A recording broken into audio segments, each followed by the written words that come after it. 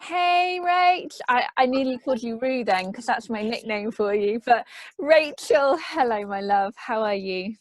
I am great, thank you. Yes, feeling very rested, which is nice. Hooray. That's Good. good. That's good. How are you doing? Yeah, I'm good. I'm good. Thank you so much for taking some time to talk to the Me Project today.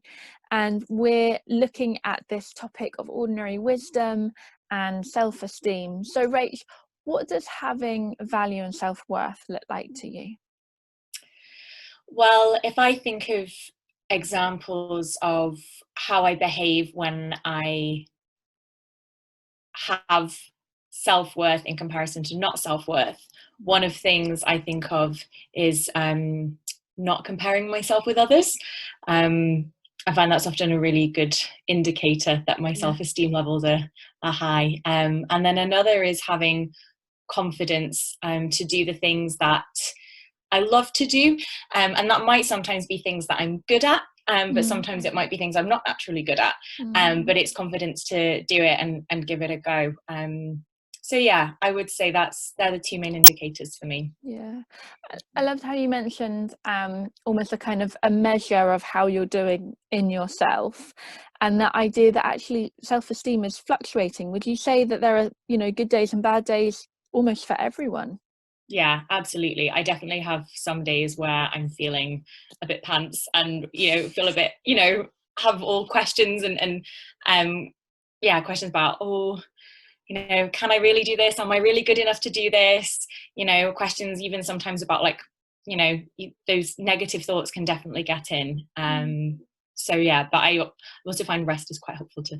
I'm usually a bit better on my days I've had rest, but yeah, definitely fluctuating, definitely. Mm. And so, how does having that self-worth, when you know that you're kind of well topped up on that measure, how does that impact your day-to-day life? I feel that I'm a better friend when Mm. I feel like it's much easier to let your friends be them and do them and just kind of release that. I think rather than, I think sometimes, or at least for me, when my self-esteem is bad, Mm. I start to rely on other people's thoughts or their or their like words of affirmation to me, or Yeah. how much time they might want to spend with me and things like that. But actually, when Yeah. I realize, yeah, when my self-esteem is better, I feel that I can be a much better friend and be more selfless and more caring. Mm. um yeah, and often I'm able to celebrate my friends more, which is really nice, and I just, yeah, happier in general often. um yeah, just more calm and at peace. That's really cool. That's really cool. So, Rach, what was your, what was, I don't want to say what was your journey, but like what helped you realize that self-worth and then go from that point of maybe low to increasing it? hmm So one thing I have been on a journey with and been thinking about lots that's helped me Mm. um, is the picture of um, so I there's a picture in, so I'm a Christian, and there's a picture in the Bible that talks about every part of the body having Mm. its own um, yeah, having its own function, and that every single part of the body is needed. Yeah. And that's really helped me, because often where I used to compare myself to people and say, oh, but I'm not good at this and they're really good at that, so how can I do that? Or even they've got this talent that I also, maybe it might be different to mine and they're doing really well in it, and I've got something else I want to do but I'm scared to do it. Yeah. Or think, oh, that's not as valuable, and maybe that's not worth me trying because they're already, or I might change what I want to do and say, oh, but if everyone's doing that thing, I maybe should do that's it what too. I should do, and then Yeah. I won't do what I love to do and what I think is right because I'm scared of what others will think. But Yeah. when I think of that picture of a body and think actually everything works best when we are all true to ourselves and the gifts that we have, Yeah. that's better for everyone. And then that also again helps me celebrate others and realize that's great, but that doesn't mean I'm less great Yeah. but actually you can be great and I can be great, and that's how we all work well together. All come So together. That's so yeah. good. That's so good.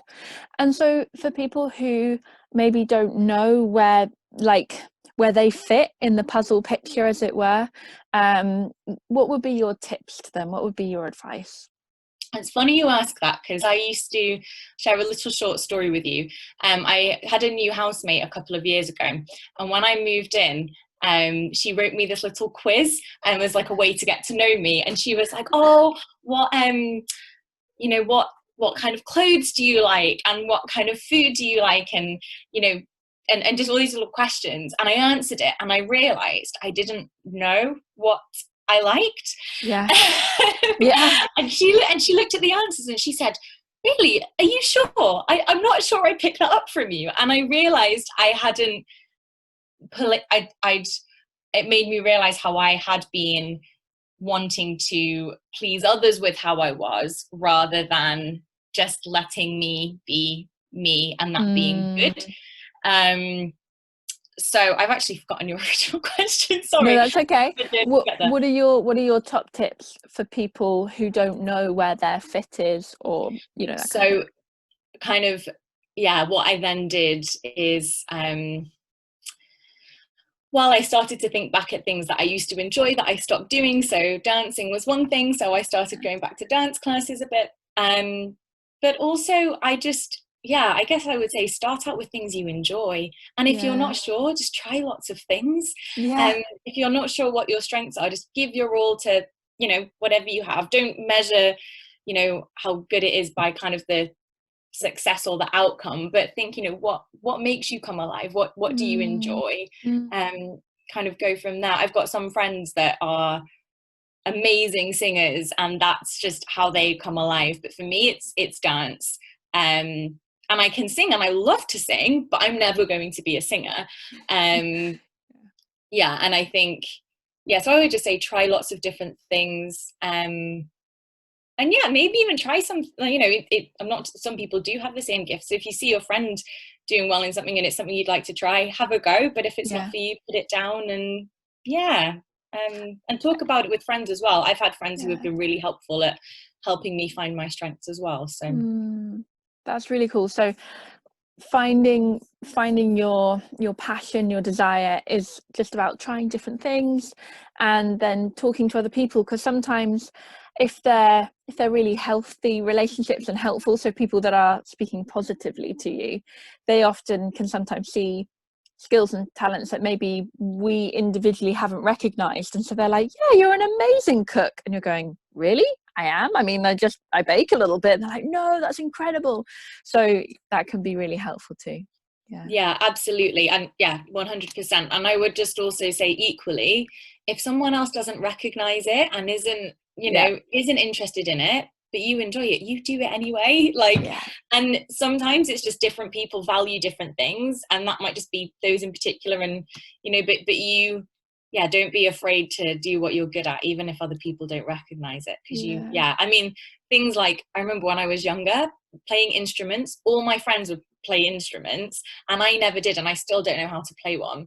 And they would always moan and complain that their mum would always make them play the piano, and I would always be like, oh, I didn't really think much of it. And now those same friends who were like really sad that they couldn't do all this social stuff that everyone else is doing, they're like amazing musicians. I'm like, gosh, like if only I'd have, and it's not, I did other things, but I would just say stick at it. Don't, just because Yeah. it's not a cool thing to do, you never know how it might come through later. And where So it could lead later, and what you get from it. Yeah, that's so true. That's so true. Rach, thank you so much. Thank you for your time, and thank you for sharing your wisdom with us. Have a great rest of the day, my lovely. Take care. thank you so much. Bye. Bye.